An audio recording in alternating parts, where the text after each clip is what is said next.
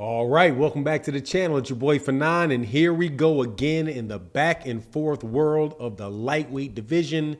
Vasily Lomachenko has withdrawn himself from consideration for the George Kambosos fight, and now George Kambosos should be stuck fighting Devin Haney. Let's talk about that in this video.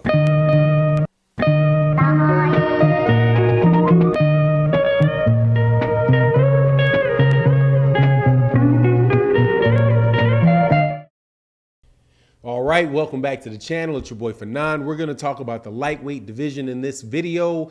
George Kambosos just lost his favorite opponent again, Vasily Lomachenko, who has now withdrawn his name from consideration for that fight and is going to remain in Serbia, not in Serbia, in the Ukraine, while the Ukraine and Russia go through their things. And that means Devin Haney is the forerunner for that fight.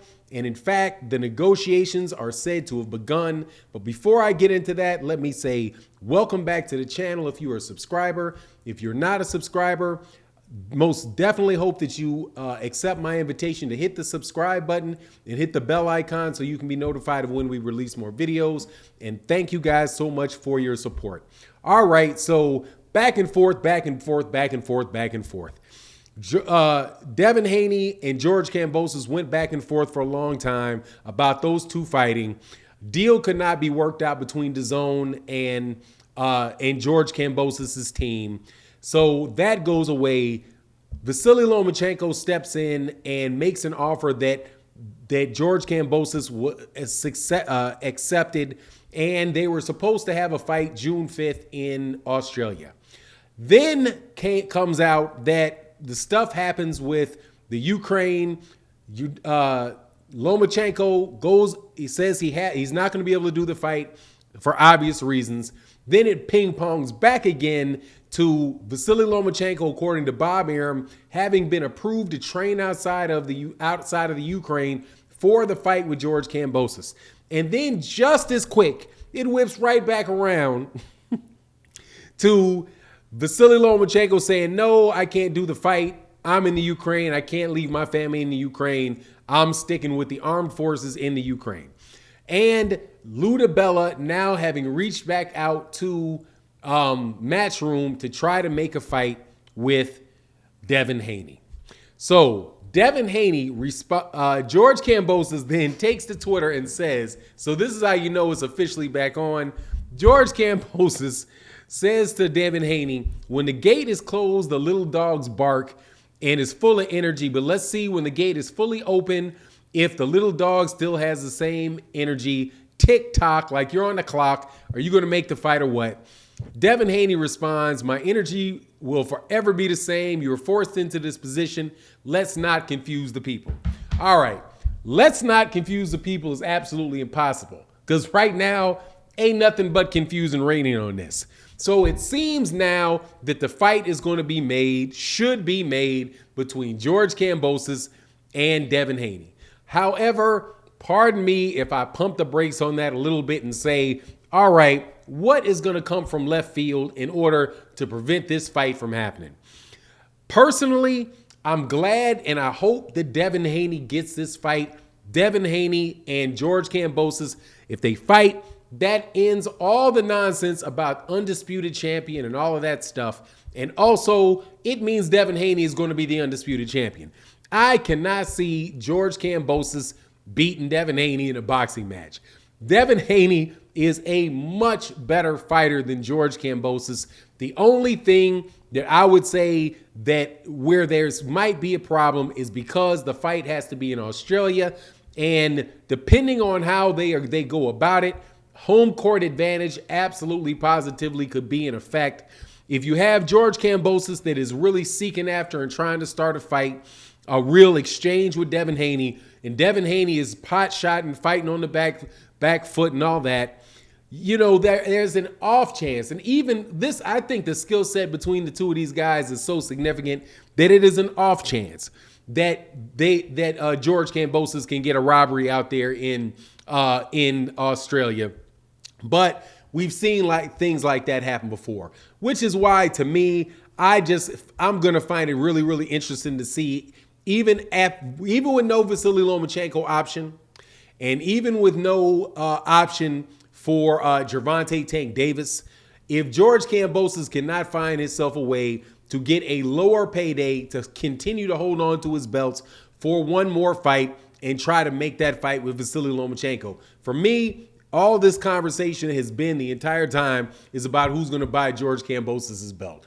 George Kambosos got that championship off of Teofimo Lopez. And honestly, I think if Teofimo Lopez could make the weight and could make that fight and have a rematch with Teofimo Lopez, can make the weight and go back into a fight with George Kambosos, I'm telling you, man, I might take Teofimo Lopez in the rematch. Similarly to the way that I would have taken Vasily Lomachenko in the rematch with Teofimo Lopez. But we're not going to see that because Teofimo Lopez is no longer in the weight class. He's up at 140 pounds, is the number one ranked. I think he's a number one ranked guy by the WBO, number one or number two guy. So whenever it is that Josh Taylor vacates his belt, Teofimo Lopez will be back there fighting for that one. But man, but again, and I've said this in every video that I've talked about it, I know I mess with Devin Haney fans because y'all go overboard with stuff. However, this would be a much deserved chance for Devin Haney and a chance to really make it absolutely huge in boxing by becoming an undisputed champion at lightweight. And I think that is all that is. Not a super competitive fight, in my opinion.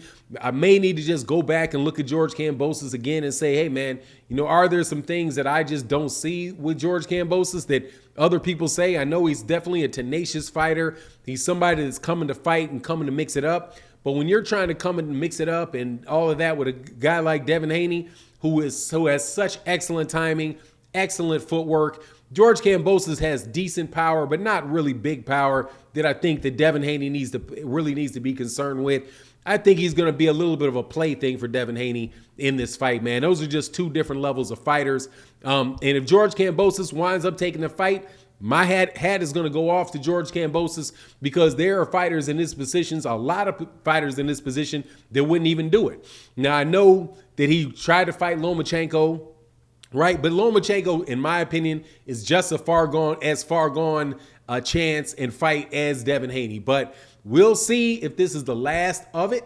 We'll see if this is not some, George Kambosos coming out and saying, nah, well, we don't like the money. That shouldn't be an issue because Devin Haney said he would take whatever deal Lomachenko was offered, right? So if the deal was okay for Vasily Lomachenko and now he's out, and doesn't seem like there's any question at all that you should take the fight if under the same terms and conditions that if it is Devin Haney. Now, there's also the off chance that they try to play hardball a little bit, but at least they being Matchroom on the money and saying they want a little bit more, seeing as now George Kambosos doesn't have any other offers. And you know the saying, yesterday's prices ain't today's prices, right? I'm the only one that you can fight. So hopefully they won't pull that one and we get to see the fight. Because honestly, man, this is like, in this case, if Devin gets that fight, it'll be all's well and ends well. I won't be able to joke about cats anymore, but at least Devin won't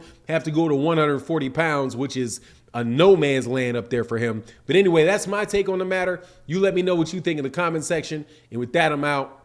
Peace.